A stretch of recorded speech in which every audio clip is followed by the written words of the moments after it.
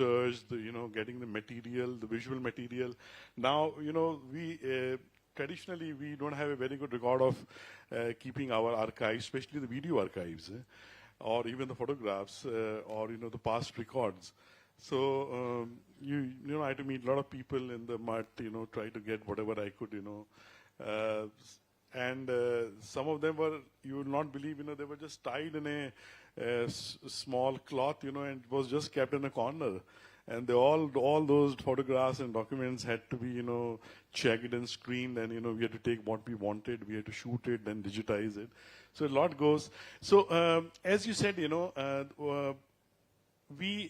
people don't know about the contribution of Goraksh Mutt in Ram Mandir movement, And this is why we thought, that we should make a short film so that we can highlight, what was what is the lineage, what is Nath Parampara, who were his great gurus, And I came to know about a very fascinating fact, when we were researching that, his Param Guru, he's from the lineage of Bappa Rawal.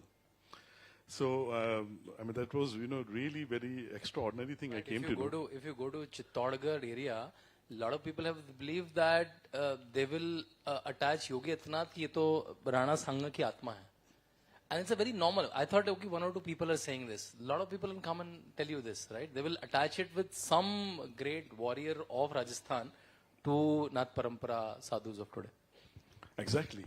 So, we thought, we should make a film. We should essentially tell the story of the contribution of, a lot of people had contribution, such great contribution. A lot of people sacrificed their lives for the Ram Mandir movement. We don't have time. I could have shown, all those short films or videos. I made a, video on the sacrifice that people did, so much, the great dedicated workers of Rashtriya Swayam Sevak Sangh did, the VHP, so much.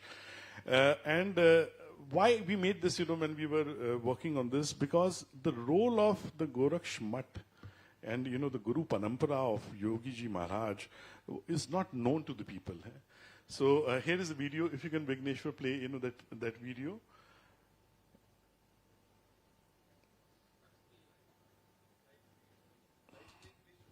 Yeah, and this is not yet released, so I would request not to record it, and if you can put it, the cameras offline. I'm just saying, previewing it, as a private, screening for the audience here. This will be released sometime soon. I'll tell you one or two more instances. When I realized that while I was researching his youthful days, that what kind of courage he had. So there was an instant when he was part of a group where they're conversing for a student leader, and they went out of the city, and it gets dark very little early in the hills, and it was around 6-7 o'clock, and no bus was stopping to come back, right? Because there's a normally there's a saying कि ये बच्चे चढ़ जाएंगे ticket नहीं लेंगे, so why do waste seats? So no bus was stopping. One bus went, another bus went, and all the women, the girl participants were getting little edgy because this is 91, 92 of India. कि इतनी मुश्किल से तो चुनाव लड़ने की permission लिए पिताजी से. If I go back by 8-9, he will not even allow, let alone election, he will not even allow me to go to college, right? When he heard this, he stood in the front of the next bus. Though I'll not recommend this to the young people here, but can you imagine it? Will you do that? Will you? And he was like almost, and all his classmates say, "वो मर गया था उस दिन Ajay." And he was stopped an inch, and then when he gets up, he said, "कि मैं सबके ticket के पैसे खुद दूंगा." Meaning, well, he's not. I'm not a gunda to stop a bus, and I'll make sure that because you are not stopping, this is one. And after a couple of months, Akhil Bharatiya विद्यार्थी परिषद का एक बड़ा पूरा Uttarakhand level का एक अधिवेशन होता है. And one of the participants who came from outside town, he dies of heja. And nobody is ready to touch the body, right? Police case hai, bimari communicable hai, right? Even the hospital was tiny, so isko dispose of karo jaldi. And all his friends also almost deserted him. Only one friend, he wrapped in the hospital bed sheet, called a truck auto and usko leke gaye and he got infected. And he was in hospital for a couple of months. But can you imagine a 20-year-old has this courage to handle a dead body and take it to the village? As you will find multiple instances in his life which are not very normal. In fact, I remember when I was launching this book, I did a 20-day US tour before the 22 election. I was in Harvard, and one Indian boy asked me, कि sir ये तो योगी हैं, इनको पहाड़ों में जाके संन्यास लेके पूजा वूजा करनी चाहिए. Why he is enjoying the fruits of politics? Exactly that this is the way he articulated. And then an answer emerged, and I found multiple examples that why being a yogi is an asset for him, not a liability. And I quoted 2 examples there. I'll tell them quickly. The first file that came to him was which car you will buy. Which car shall we buy for the chief minister's office? Right? I told this multiple times on interviews, but let me say it again. So, कौन सी car खरीदी जाए, right? So he said, नहीं car की क्यों जरूरत है? Yogi ji said, why we need a car? We must be having a car used by the previous chief minister. So he said, no sir, this is the trend in UP. New chief minister, new car. Mayawati made us buy a 2 crore rupees Land Rover. Then Akhilesh Yadav came, he made us buy 2 Mercedes-Benz SUVs worth 7 crore rupees. So now you tell me which car we shall buy for you, right? And he got a little edgy, right? And he gets a little angry for such things, right? He said, I'm not here to buy a new car. I'm here so that my people can buy cars. And he said, okay, you may want to spend money, right?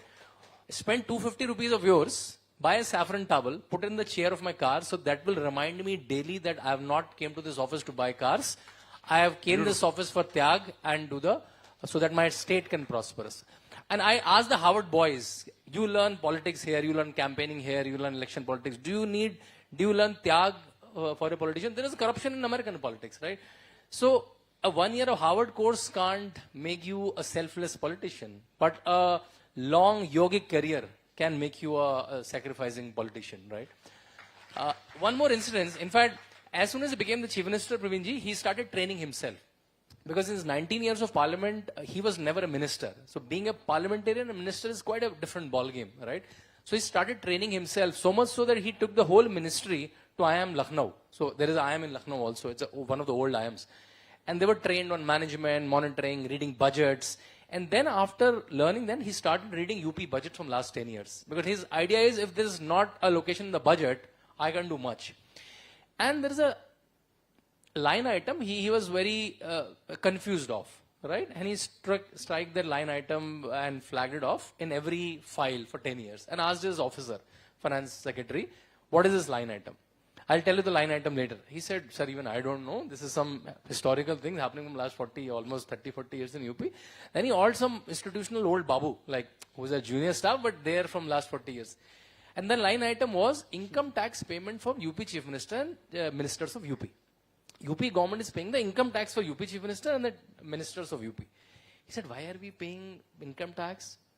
He said, from my chief secretary to my 4th class staff, everyone their income tax. Why I can't pay my tax? There was a minister sitting in that. He said, can you pay your tax? He has to say, yes, I can pay my tax. He can't say much in front of. And then he realized, if you know VP Singh, we have shown VP Singh. VP Singh ji was also the chief minister of UP for 2 years. So when VP Singh ji was chief minister, he passed an order that it seems chief ministers and ministers' salaries are not much. So their income tax should be paid by the government. And since 40 years, nobody even bothered. And chief ministers and the UP ministers are taxed by government order. Income tax was paid by UP government. He said, this stupidity will not go under my rule. From the 40-year rule, he just stuck down. And today you will be happy that income tax of Yogi Adityanath's ministers are paid by them, not by UP government. You will find multiple such instances where you will find a yogic way in his science background and his yogic shiksha comes beautifully. I remember I was in fact in the room that day, in the previous Kumbh. You all must be knowing there is a Mahakumbh in this January, the 12-year wala Kumbh in Prayag. So this is the last Kumbh 2019, which was the Ardh Kumbh. And some coffee table book was came for his review. And apart from the aesthetics, he was correcting the Sanskrit matras in the shlokas. And he said, no, this is not there. He said, kahan se liya hai? Oh, sir, Wikipedia se liya. He said, no, not Wikipedia. He called 2 scholars. He said, unke saath baitho and let's reconstruct this book. Yes. So from talking from QR code to monitoring to taking them to IIM to checking the Sanskrit matras, this range of quantum did he have from spending 19 years in parliament, spending like time with 300 people from last 20 years, understanding the modern word and the Gurukul word. That I think makes him what he is. Such a, if I use the word little lower order, what a useful politician for Bharatvarsh for today, which is, it's like a gift to us that we are living. In fact, I told in a podcast, I feel very fortunate whenever I enter in this room and he says, Shantanu ji, aap kaise hain? Oh my God, he's saying my name. And he's available to us, to all of us in the same life. So, yeah, what you said is a prophecy should come true. Absolutely. That reminds me, my first interaction with him was when I was making a film. Some of you must have seen it, we were blessed to make a film on Kashi Vishwanath when, the Kashi Vishwanath temple was being inaugurated. And the Prime Minister had to inaugurate the temple. And we were asked to make this film. So, that was my first interaction. So I was asked that, an interview. I was asked, what all you want? I said, I would like to interview the Honorable Chief Minister Yogi ji because he has a substantial contribution in the construction of this temple. So things were lined up, I went. So then the bureaucrats, the senior bureaucrats, they all came dancing around, that what do you want to ask? What is that? And you tell us. So I said, there are general things I want to ask. This is, I have interviewed hundreds of people in my life.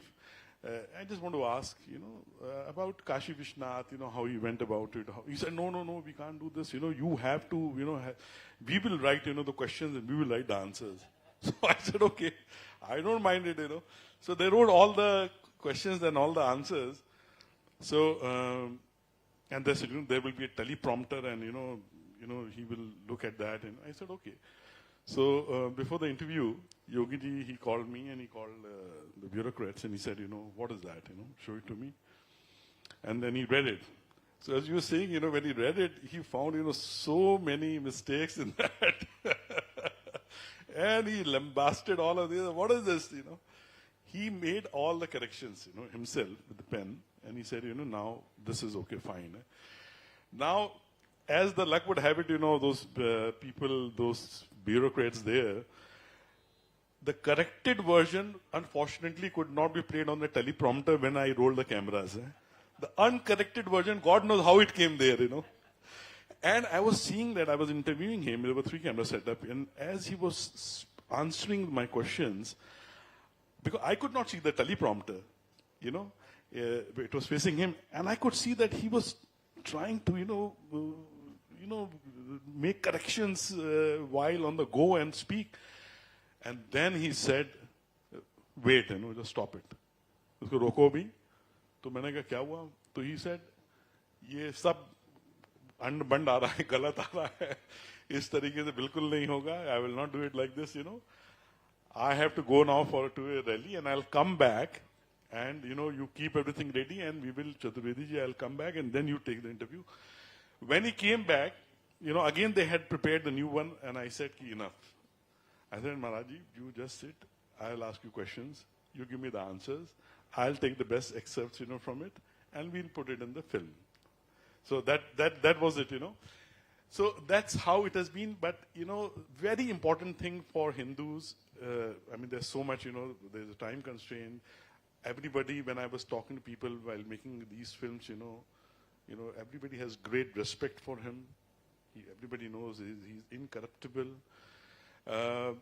Small thing, he asked somebody that, now when he became the MP, he had to go to Delhi. So one of his very close, he told me, and he said, ki wo jo plane mein, what we take, bag and I guess a bag le aao.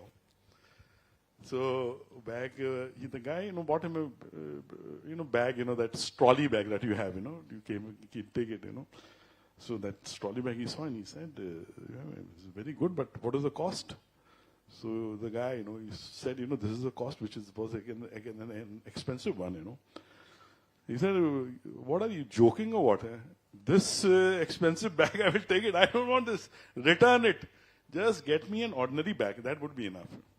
So such are great stories, So the point that you raised, one last thing, I would like to make is, 2 minutes video I made, on the very important point, how the world was rattled. Ratanji is here, maybe you've not seen this. When Yogi ji was made, the chief minister, how the world and the Western media was rattled, And we made a short video. Can you please play, that one? Oh, acha. Okay.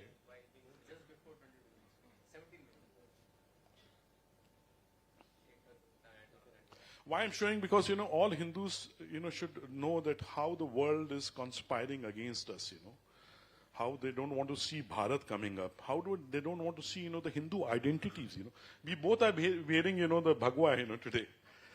It is consciously we are put in it. Recently,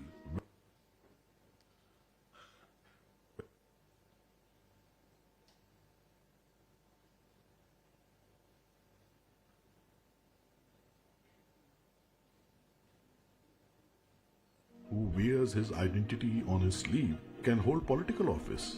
Video. The average... Start it from the beginning, please. Recently, Western media was seen frothing that a Hindu hardliner monk has been elected as chief minister, promoting Hindutva. The overtone is, how come a Hindu who wears his identity on his sleeve can hold political office? The average Indian is crushing under the load of secularism. A leader elected by the people is not enough. Democracy is not enough. It has to be secular. Otherwise, what will the Gora Sahib say? Oh, the Sahibs. The Queen of England is the head of both the church and the nation. She even carries the title Defender of the Faith. The Church of England is the official church of the nation. Yet Britain is secular, for it is an honorable country. The flag of Great Britain has 3 Christian crosses from the flags of the churches of England, Scotland and Ireland. Yet Britain is secular, for it is an honorable country. Their parliament reserves 26 seats in the House of Lords for the bishops of the Church of England. These non-elected bishops start every session with a Christian prayer. Not 5, 10, 20, but a shocking 92 seats in the House of Lords are reserved for those born into the royal families. These royals become lords only based on their birth and take political decisions, yet neither secularism nor democracy is threatened. Instead, our secularists offer them a standing ovation. How dare the heathens elect their representatives? How dare democracy work?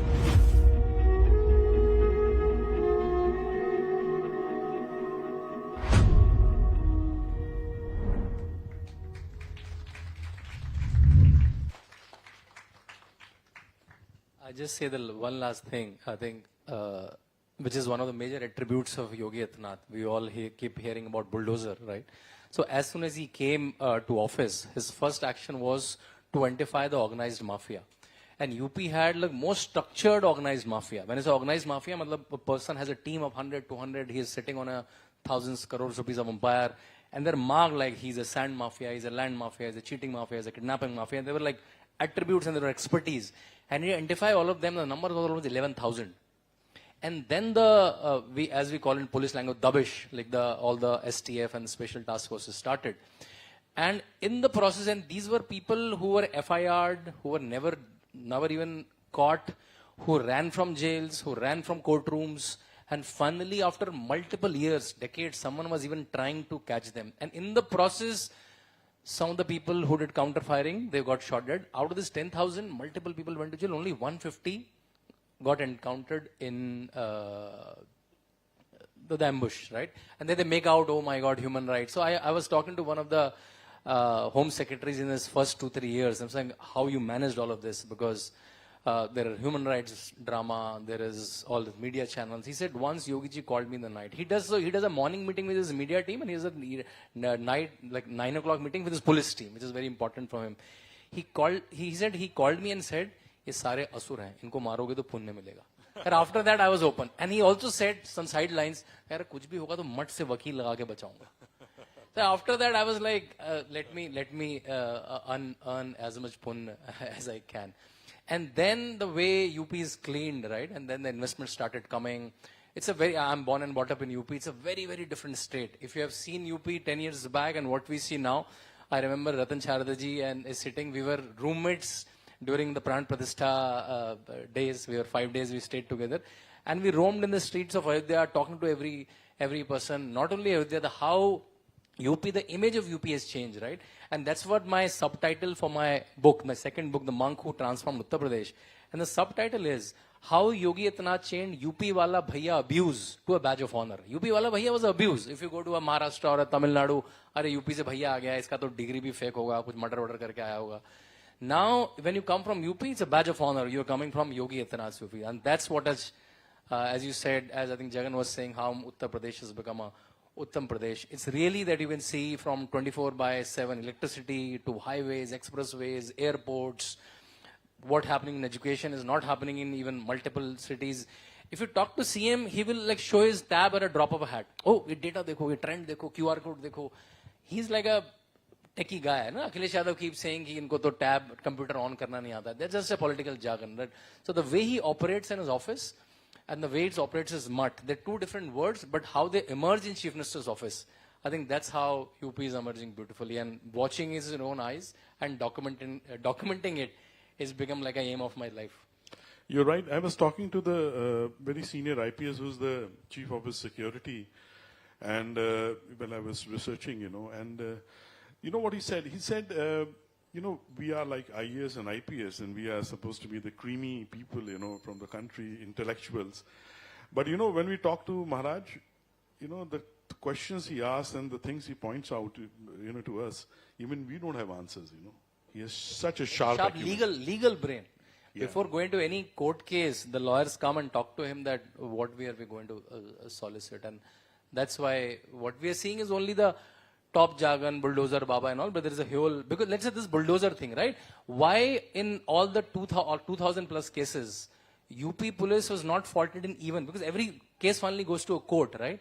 So he asked, I'm sure if you know how the bulldozing thing happens, right? You have to give 3 notices. First notice, then 15 days another notice, then 6 months a notice, and last notice you have to paste also. Usko, you have to chaspa karna, right? You have to paste the notice also.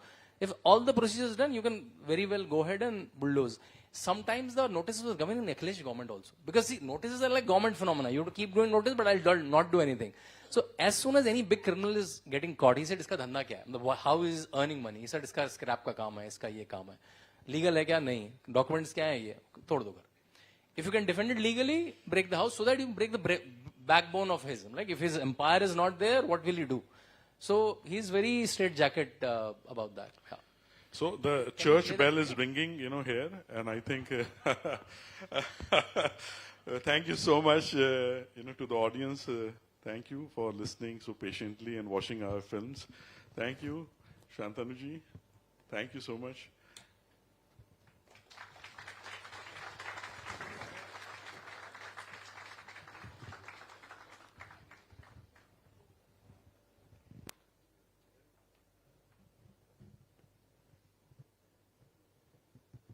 Amazing session. May I now request Sri Ratan Sharda ji and Professor Kanaga Sabapati sir to join Shantanu ji and Praveen Chaturvedi ji for the book launch on The Monk Who Transformed Uttar Pradesh by Shantanu Gupta ji, and also 101 Reasons, the graphic novel Why I Should Vote for Modi ji. How Bharat is changing. You find a person who's supposed to be a corporate guy, becomes like a monk, writes books.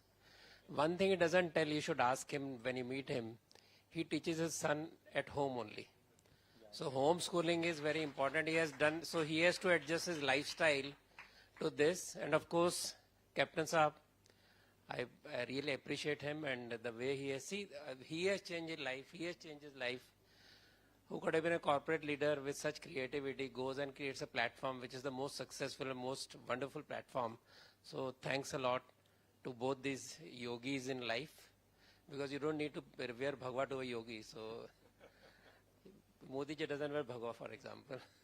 So thanks to both of you, very entertaining session. Thank you so much. Thank you so much.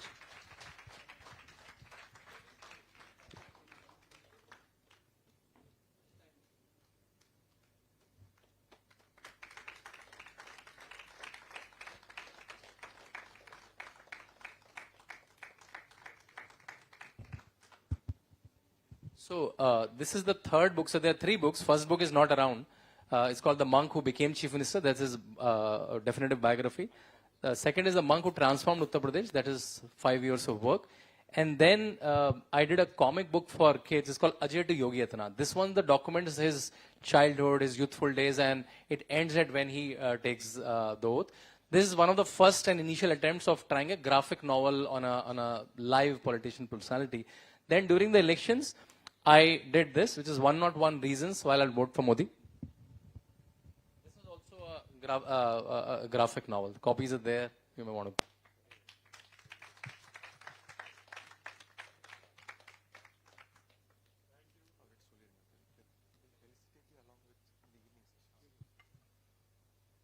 Some flights are running late, so Pradeep Bhandariji's session is postponed for post-lunch.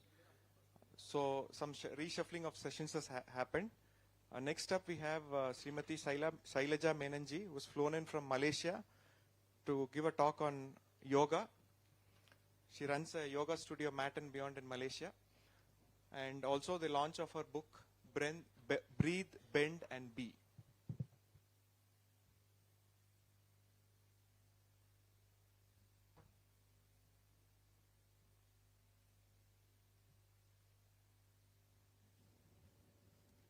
Hi everyone. Okay, I think the mic is good.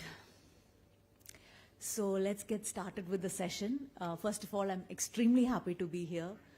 I want to thank the Western Ghats Lit Fest, the Veranda Club, and especially Jagannathan ji for giving me this wonderful opportunity to release my book here and also talk to all of you. As I'm not sure how many of you know, but over the last 25 years, I have been teaching yoga, I have been writing about yoga, speaking about yoga, and that's really my passion and what drives me. So every opportunity I get, I'm very grateful for, and today I'm very happy to be with all of you. Now, yesterday, Anand Narasimhanji was talking about, I don't know again how many of you were here, but those of you who were here will remember, he asked about 5 things that you could say, right? That you could be proud to be an Indian. And I want to talk about one thing that I'm very proud about being Indian, and that is the yoga that we have exported to the world. Yeah, this is not just me saying it, but one of the greatest yoga gurus of our time, right, T. Krishnamacharya, who is considered the father of modern day yoga, because he was the one who revived yoga in modern times. He himself says that India's treasure, greatest treasure that India has shared with the world is yoga. Yeah, so from the caves of Himalaya, so these are my favorite lines that I'm sharing with you all, right? Yoga is so hugely popular all over the world today. But where did it originate, right? In the caves of the Himalayas. So from the caves of the Himalayas and to the studios of Manhattan, right? Yoga has made its way in the world. From China to Japan to Korea, all over the places, Vietnam, Africa, and even places that you never thought would have yoga, like the Middle East, right? There is yoga there now, yoga studios there now. People receiving awards from there now by the Indian government for the work that they're doing. So yoga has just really spread everywhere. But what I want to ask you all is, why is it so popular, right? What is the magic of yoga that though this is something that originated so many years ago, how is it so popular still? And it's not just popular, right? Its popularity is only growing. And why is that? Because the power of yoga, I emphasize, is that it is an experiential practice. Yeah, it is not just something that you talk about or something that you philosophize about or something that you write about. it is something that you can truly experience. Words like inner peace, calm, feeling grounded, feeling centered, which are key words in today's time. And not just today's time. I think from time immemorial, men have always been, when I say men, I mean men and women, have always been searching for these states, right? Because every day we are agitated. Every day we get thrown off our balance. And we need to find ways to get back to our center.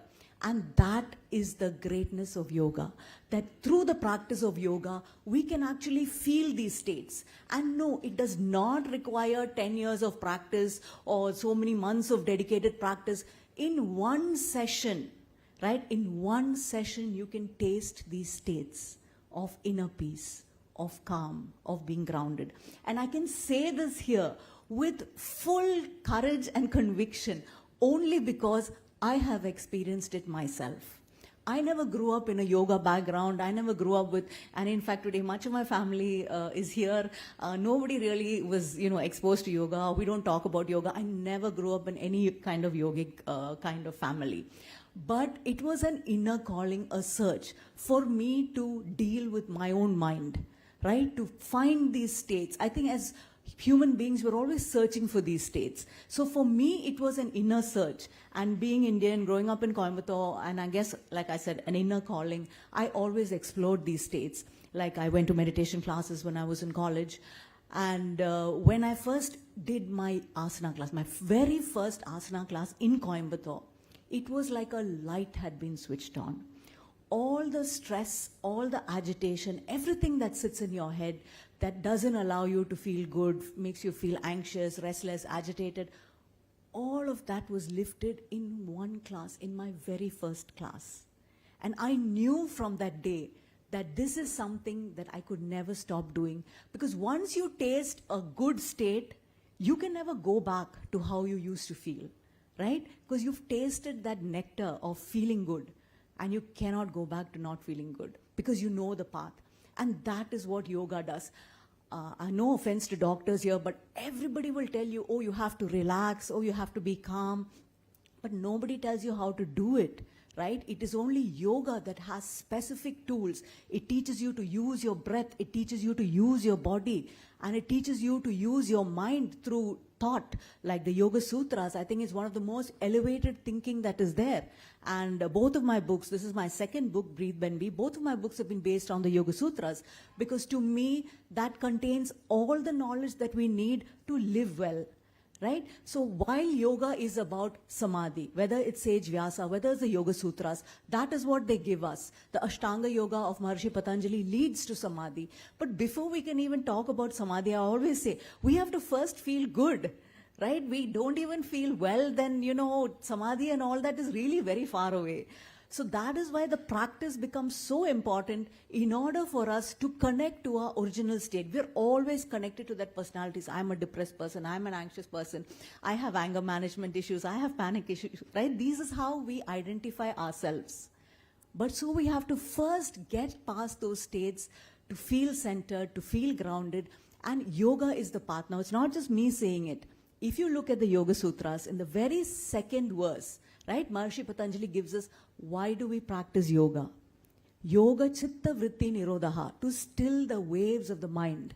And what are these waves? These waves are what I was talking about. I'm sure all of us can identify with this. There are times, or maybe every day, when we wake up, we don't feel so good, right? We feel anxious, we feel worried, we feel stressed, and we don't know what to do about these states. That's our mind, right? And Vedanta, there's a very beautiful saying. It says, the mind on its own can make a hell out of heaven or a heaven out of hell. We live in our minds, right? If our minds are stressed, somebody asks you, how are you? I'm stressed. If our minds are depressed, somebody asks you, how are you? Not so good, right? So the state of our mind is key.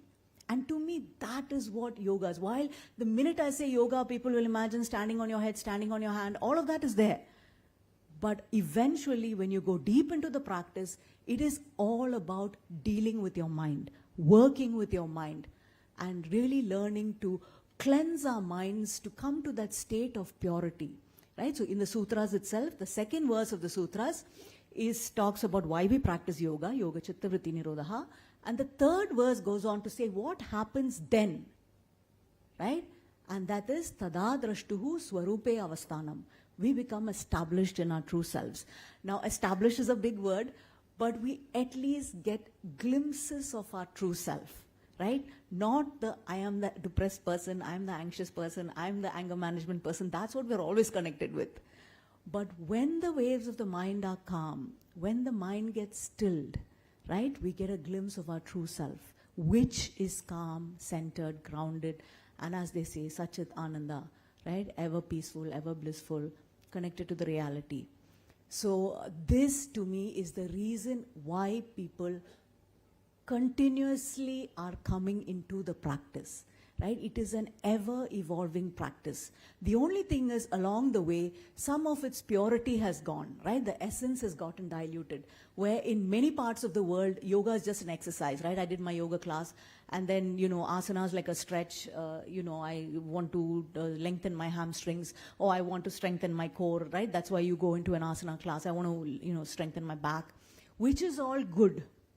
But all I say is, do not limit yoga or put yoga in a box, right? It is not only to strengthen your back, or it is not only to lengthen your hamstring, or it is not only to strengthen your core. It does all of that. But it is only our limited knowledge that boxes yoga into this. And yoga, again, is not something that we only do. Okay, well, when did you last do your yoga practice? Oh, I did my yoga practice once a week. Or I did my yoga practice from 6 to 7 in the morning, which is great. But yoga is not a 1 hour practice a day or once a week practice a day, however good that might be, which is better than not doing anything at all. But eventually when we realize what the essence of yoga practice is, it is a moment to moment continuous practice. It is an awareness practice. It is a witnessing practice. And that is the yoga practice.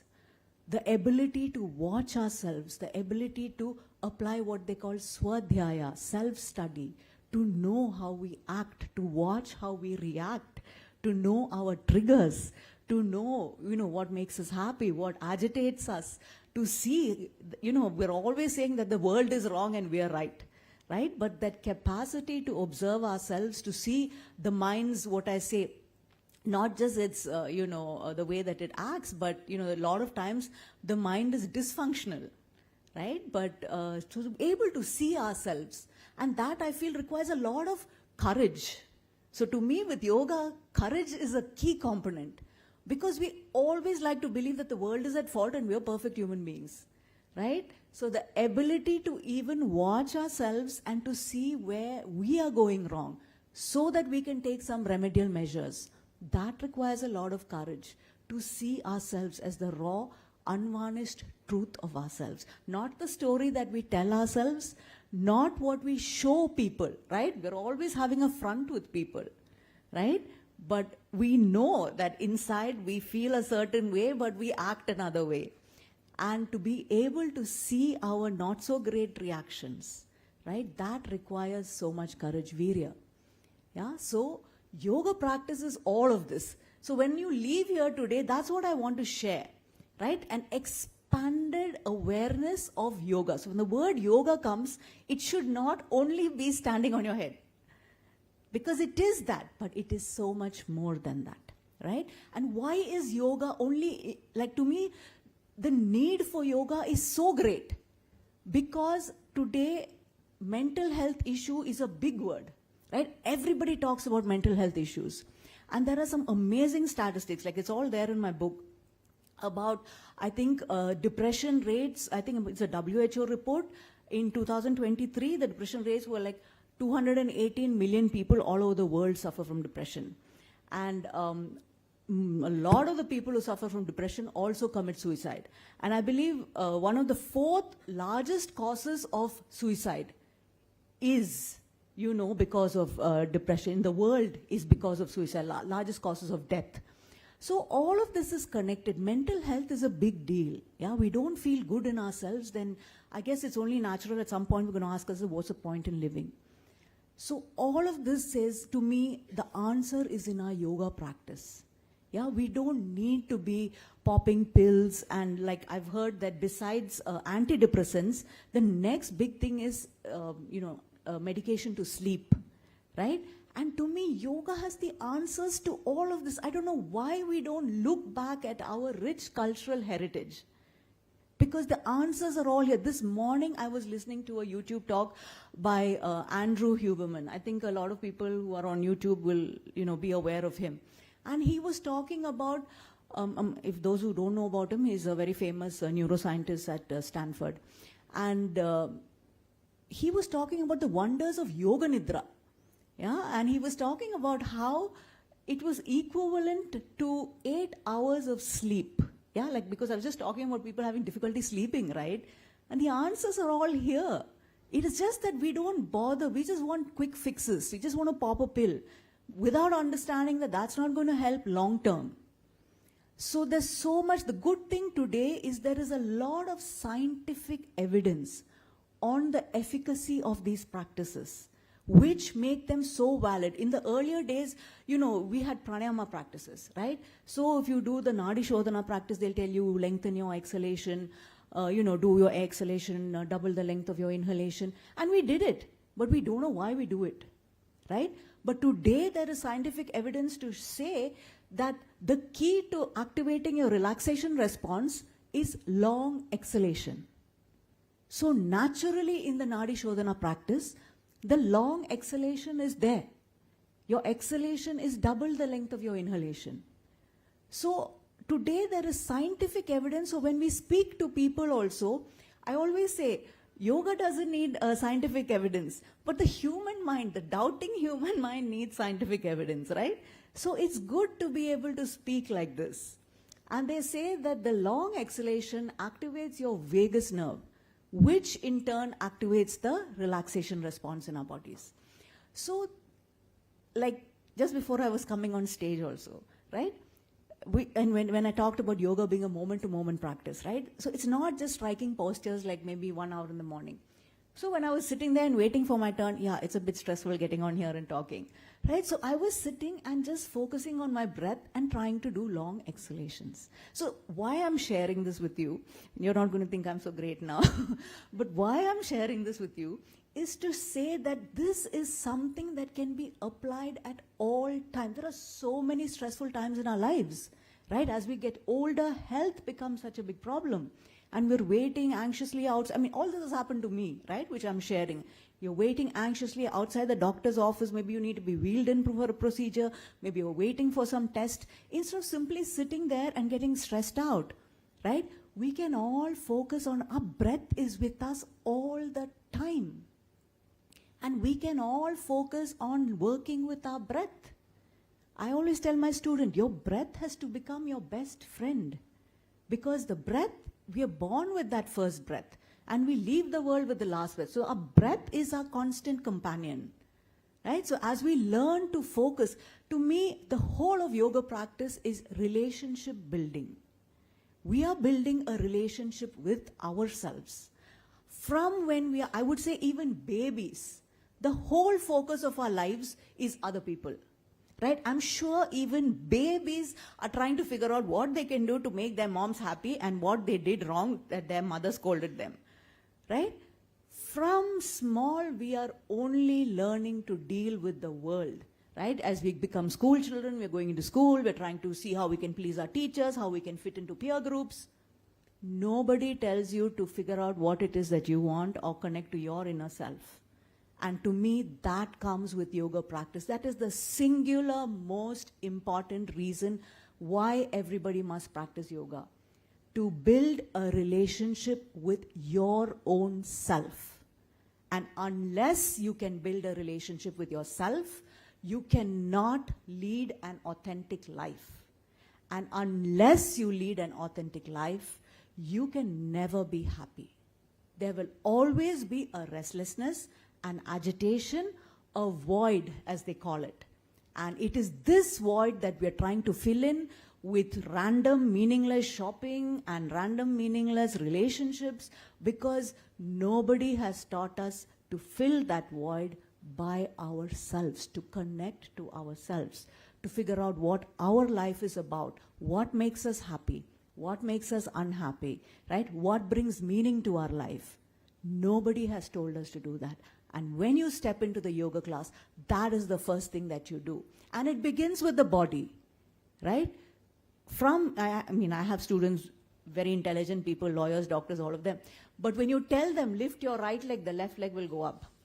And when you say lift your left hand, the right hand will go up. No offense, it's only because we are so disconnected. The only time we focus on our body is when we have pain, right? We have knee pain, we have back pain, all hell breaks loose, go to the doctor, do all kinds of things. But otherwise, we really are not connected to our bodies. And also, we have a very negative relationship with our bodies, right? We look into the mirror, we only have complaints, right? And that's where the inner narrative comes in, right? What is the relationship you're building with your body? Do you know that every single thought in your head is experienced in every single cell in your body? You cannot say, I can think bad things in my head and think that your body is going to be fine. Because every single thought releases hormones. When we're angry, when we're agitated, we're releasing hormones.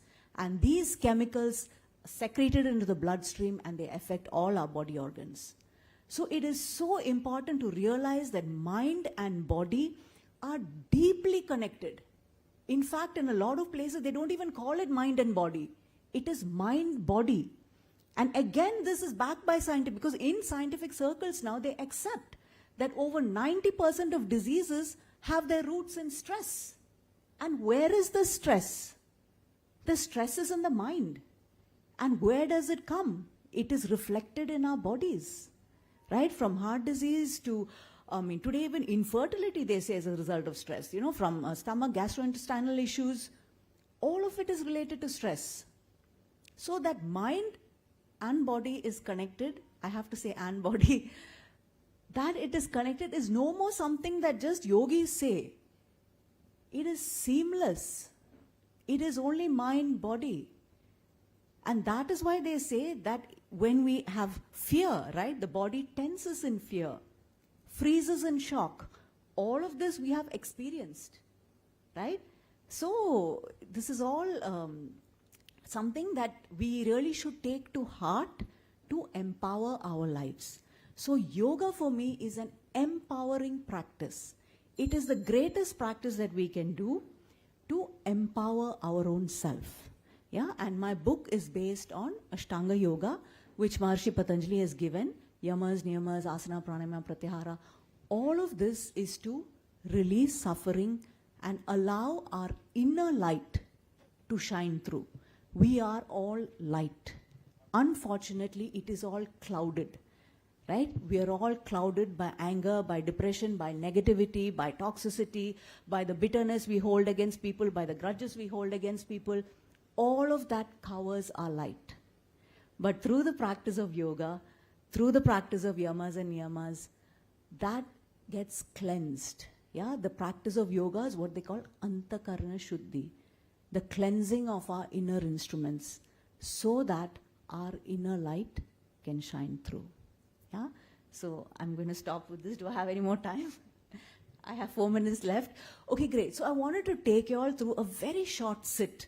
Yeah, so if you can just sit tall, just close your eyes and just notice. Yeah, close your eyes, please. Just indulge me. Yeah, and then become aware of your mind, right? That itself is such a powerful practice.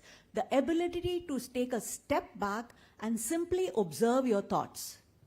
And here you understand, this was Adi Shankaracharya's line, that whatever is me or mine is not I, right? And we realize we are not our thoughts. So we are in that space of the witness, the Sakshi Bhava.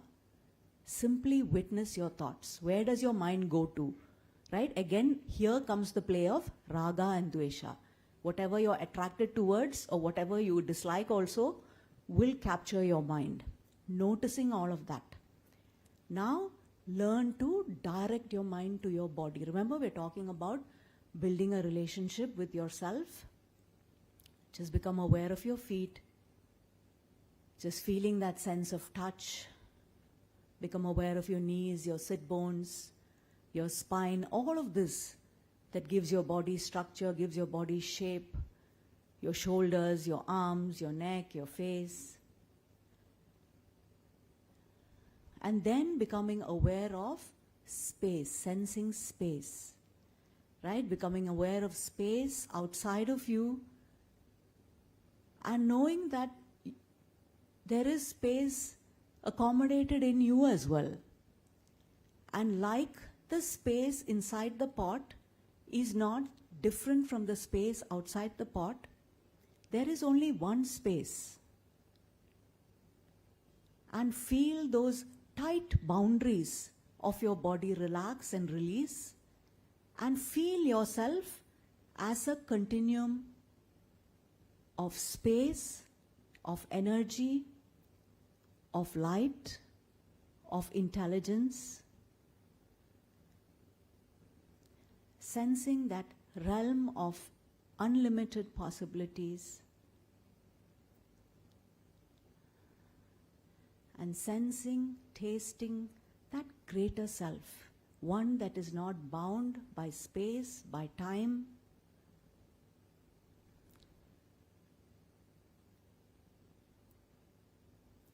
Okay, and then just ask yourself, Koham, these are the existential questions that have existed since the time of man. Ramana Maharshi's famous line was that, Koham. And even Lord Rama, which brought about the Yoga Vashishta, he was also afflicted by the same question, Koham. And it is these questions, these existential questions, that form the bedrock of Sanatana Dharma. This is our culture, and the questions and answers is Sanatana Dharma. And the answer that came to Ramana Maharshi was Soham, that I am.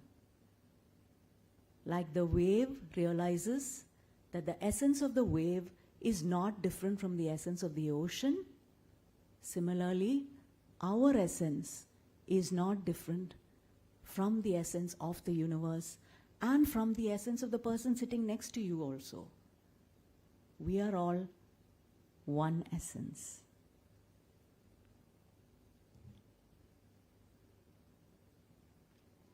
Okay, my time's up. Namaste all. And thank you, Shefali and Jagannathan once again for this wonderful opportunity.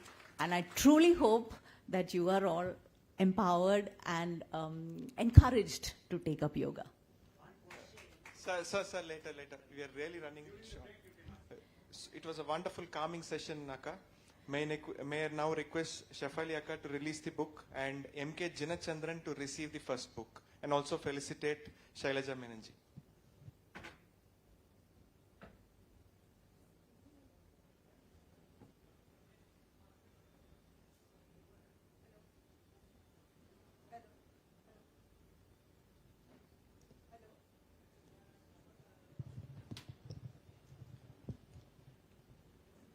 Hello.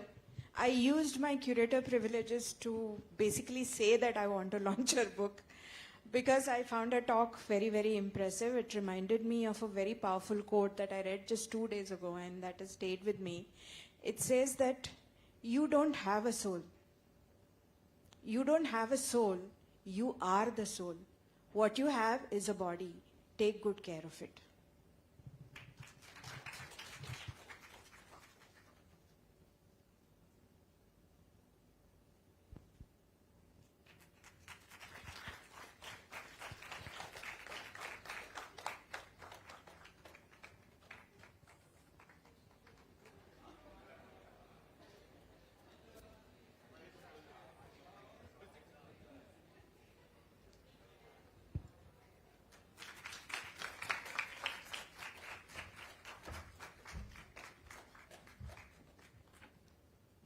Thank you. Next up, we have author Senthil Sri Kumar. He has come all the way from Singapore. He's built a temple in Pollachi for Sangli Karuppan. The session will be on his book, The Legend of Sangli Karuppan. It'll be a conversation between a very short session. It will be a conversation between Senthil Sri Kumar and Ritvik Subramanya, the publisher.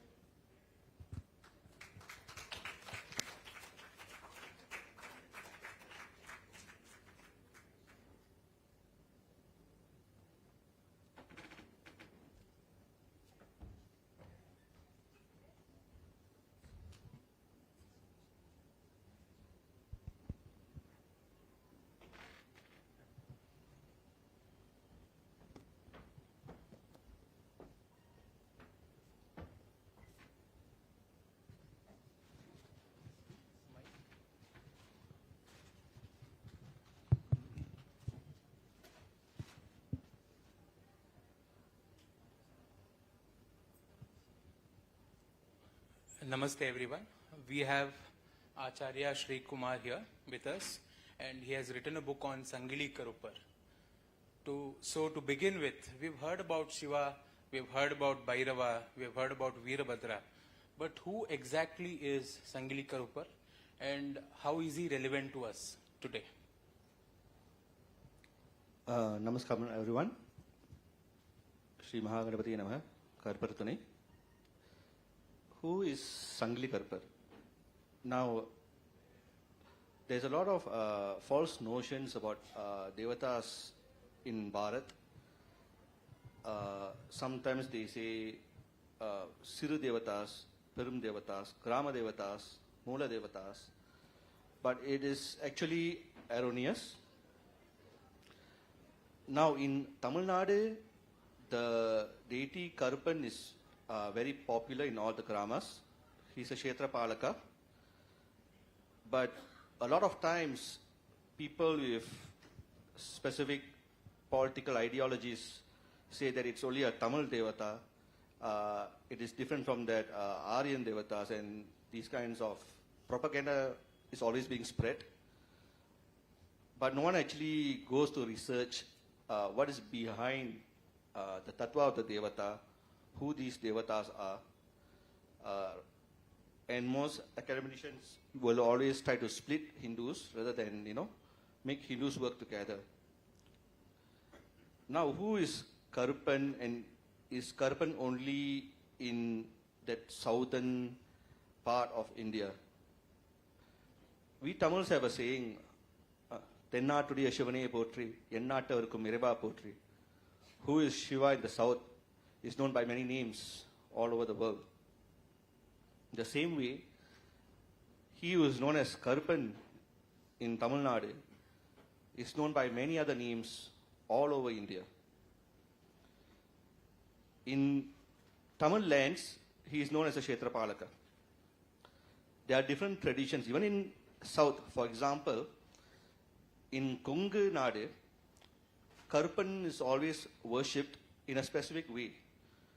Wherever he is around, there are 7 Devis around with him. And we call them the Sapta Kannimargal. But that is only his worship in Kongu Nadu. There is another Devata outside of Tamil lands where you go and research and do the archaeology and all that, where they unearth artifacts of the Sapta Matrukas. In other parts of India, she is always there with either Veerabhadra or with Bhairava.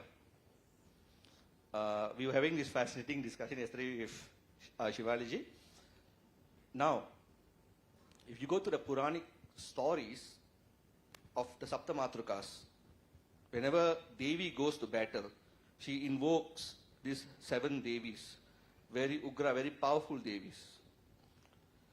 But when she invokes them, Bhairava always comes around because to make sure they do not go overboard in causing more destruction than they are invoked for. So Bhairava always controls the Saptamatrukas. In South Indian tradition, in Kongu Nadu, the Saptamatrukas can cause a lot of damage. You always do bali for them. But Karuppan is always down there to make sure that they do not go overboard as well. They do not cause famine, they do not cause sickness and damage. They are propitiated and he is there to control them. When you go past Tamil Nadu, a lot of people think that Karpan worship comes from Tamil Nadu. That is actually not true. If you go to that Grama worship, where there's a lot of songs, they call Villu Pattu, about his origins, they always say he comes from Malayala Desha.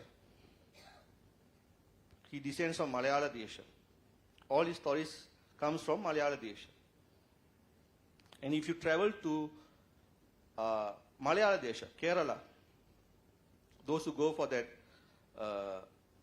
Shabarimala, when you ascend that 18 steps, to the right of the 18 steps, Karupasamy is down there, as the Kshetrapalaka of Swami Ayyappan. And not only in Shabarimala, Achankoil, where Sasta is, Karupasamy is also down there. But there the worship is a little bit different. Here, Karupan is always with the Saptamatrukas. There he is always with Karupai Amman. What is his tattva? If you go deeper into his, outside of the Gramadevata worship, if you go deeper into mantra sadhana, then it becomes more clearer. The Gayatri mantra of Karupan, when he is invoked in Kerala Tantra, has the word Kala Kala and Ukra Kala. There's only one deity who is fitting of that description.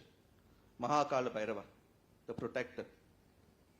So he is a Amsha, a very fast acting Amsha of Mahakala Bhairava. So he is linked to all parts of Bharat, not just Tamil Nadu. Can you speak about the importance of Gramadevatas and its relevance for today? And how can a Grama be protected from various like conversions or any kind of religious invasion? This is a very important topic because Sanatana Dharma and Bharat as a whole is often being surrounded by enemies of all kinds. The need for the militant god, the need for Ukra Devatas is dire these days. When we're talking about Grama Devatas, I'll give you a little bit of my history. I come from Singapore. I'm a third generation migrant. My grandparents moved from Konganadu to Singapore. When that first batch of people actually moved from Tamil Nadu to Singapore, they took a handful of sand from their grama to keep that connection to their motherland and to their Grama Devatas, and they brought it over to Singapore. There they started building the first shrines of their Grama Devatas and worship the Grama Devatas for their immediate needs. Later on, in subsequent batches of migration, the Chettiars, the priests, when they all came over, it became much bigger temples, Agama temples and all that. But the Tamils in Singapore have a very strong connection to their Grama Devatas. Every July, August, during Adi Masa, there's a lot of celebrations for Mariamman, Pechayamman, all the Devis who are Grama Devatas in Tamil Nadu. In December, we have a lot of Padels and Pujas for Munishwaran, Karupar, Madurai Veeran, all our Kshetrapalaka Devatas. So even when eventually the Hindus in Singapore go to sadhana-based systems, be it Kriya Kundalini, Sri Vidya and all that, they always have that base foundation of faith in the rootedness to the Grama Devatas. So when I first came to India, to some of the cities, I was actually astonished to find out that a lot of modern people in cities didn't have that rootedness that even migrants who had left the country had. And I ended up writing, actually during the COVID period and all that, a lot of people lost hope. There was people who were just in despair and all that. And something pushed in me, like, just write, just start writing, give people hope. And I started writing, and a lot of people started having belief, and people who read my articles became bigger. And actually, in January this year, we did a Kumbhabhishekam. I built a temple for Sangli Karpan in Pollachi. The entire temple, 99% of the funds was donated by my readers who had never heard of Karpasamy before. North Indians, East Indians, everywhere. And a lot of them, sadhakas, Srividya sadhakas, yogis, all of them came for the Kumbhabhishekam. They were just drawn, like you see, bhakti draws you, no matter, even if you worship another devata, someone's bhakti will draw you to increase your own bhakti. So what is the importance of Gramadevatas? Now, you see, what is the difference between Mula Devatas and Gramadevatas? They are essentially the same. When the great rishis, the great siddhas went across the length and breadth of Bharat and they met villages, the normal village person was not looking for moksha. He was not looking for highly elevated spiritual states. His needs were basic, immediate. Vamsavritti. Right? He needs rain. He needs grandchildren. He needs protection. He needs cure from diseases. And in a lot of the folk stories, the great deities first started with Devi because she is the most compassionate. When they besieged her, she came down in a concentrated form.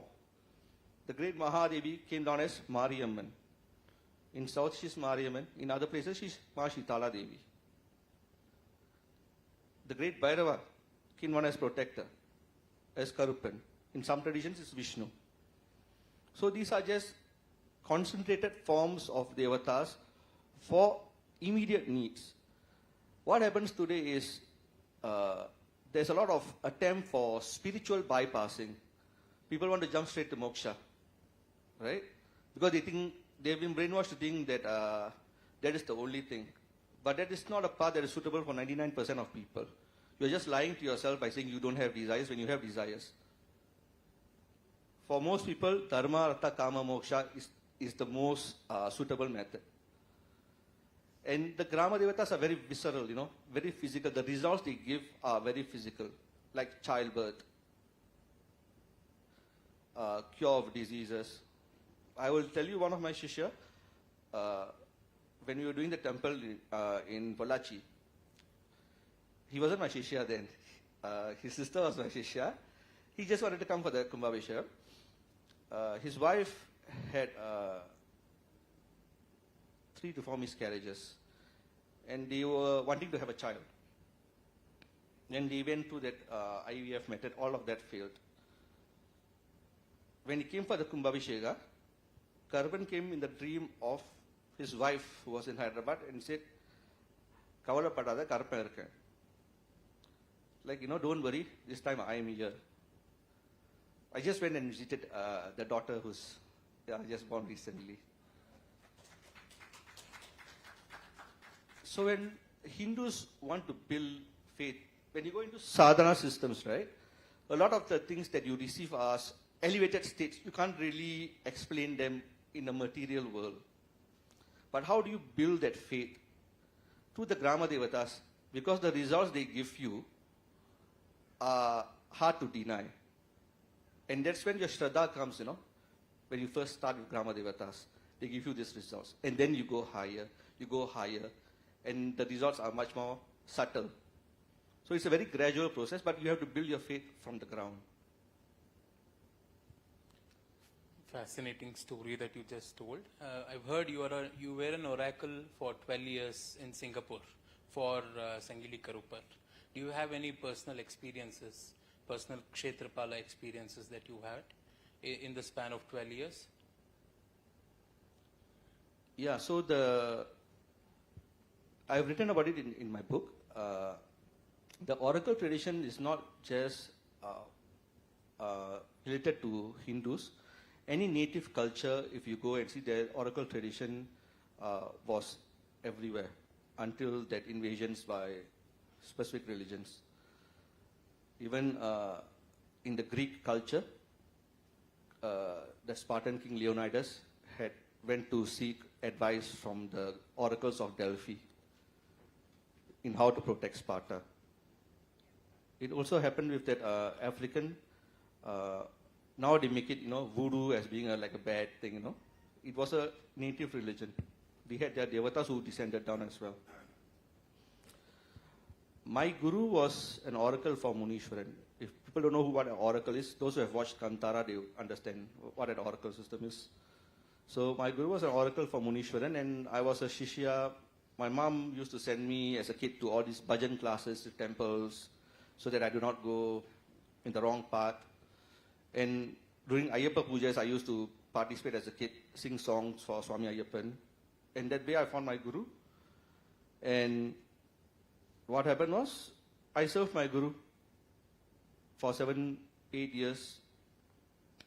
And I learned the tradition. I learned how the Gramadevatas work, how Kshetrapalakas work, especially in terms of protection.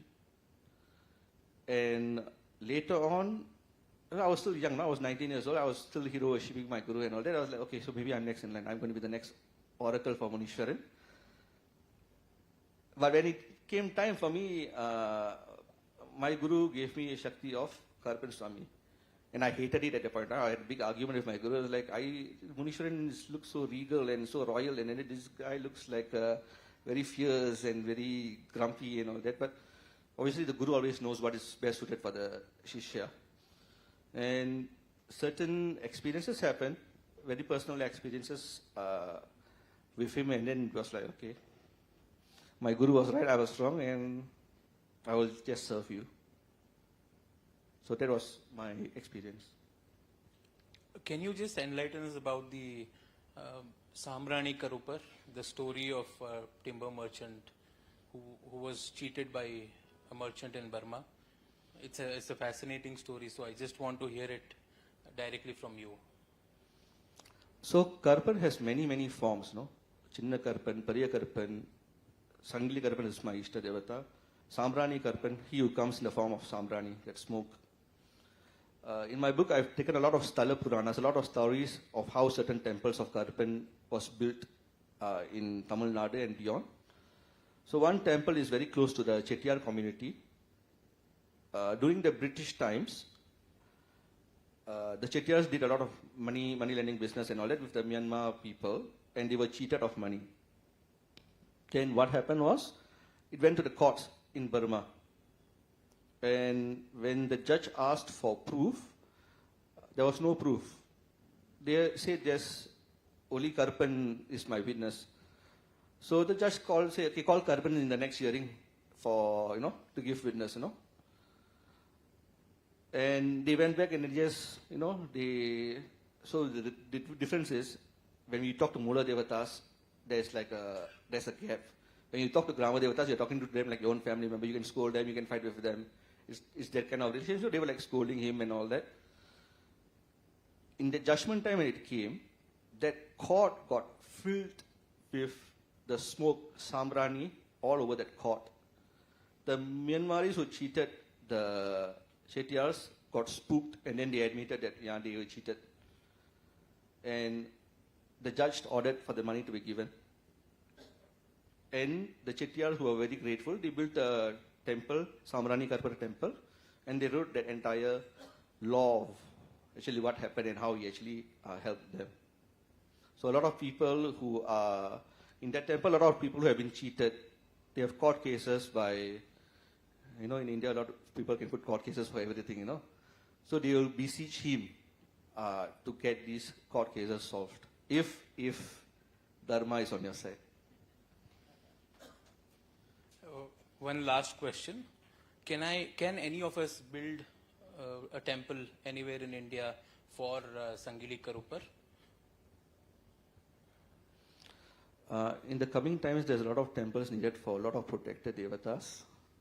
like Bhairav, Karupan, and Veerabhadra, definitely you can build. If it's the Devata Icha, it will happen. You had a plan to build a temple in next 10 years, but I've heard you finished it in just 1 year. Can you share that experience? That I will take a little bit away from Karupan. That was because of Mahaganapati. So Karupan is my Ishta Devata. Mahaganapati is my main sadhana Devata. So every Devata has their benefits, you know. So a lot of people do not know what that mouse or rat that Ganesha sits on, that Vahana, what is he for? People think it's the mind and all that. There are different perspectives. But what I found is, you know, in those days where you keep all your nil and all that, all your no matter where you hide it, the rat always finds a way. You'll always go to some way and find a solution. You cannot stop a rat. So Ganesha being that Vignaharta, Vignakarta, he will always find a way. When I was going to build a temple, it was like a 10-year plan. I was like, I will just do it. I will just slowly build it, find a land and this and that. And I was doing my Mahaganapati Upasana. So he brought him to me. He brought the readers to me.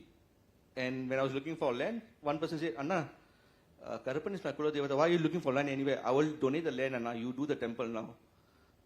So what was a 10-year plan became within 1 year. It just happened. So Karupan is there, but Mahaganapati was the reason for that. Thank you. Thank you for sharing all your experiences. Om Namah Shivaya. Jai Sangali Karupan. Thank you so much for coming all the way from Singapore for this book launch and enlightening us. May I now request Dr. Shiv Shastri to join Ritvik and Senthil Shri Kumar in releasing the book and also felicitate Senthil Shri Kumar. And ladies and gentlemen, we are running really short of time. We have very solid sessions post-lunch. So we'll request all of you to assemble by 2 o'clock. Tuhin Sinha and Pradeep Bhandari, both BJP national spokespersons, are on their way. And Ratan Sharda ji and Professor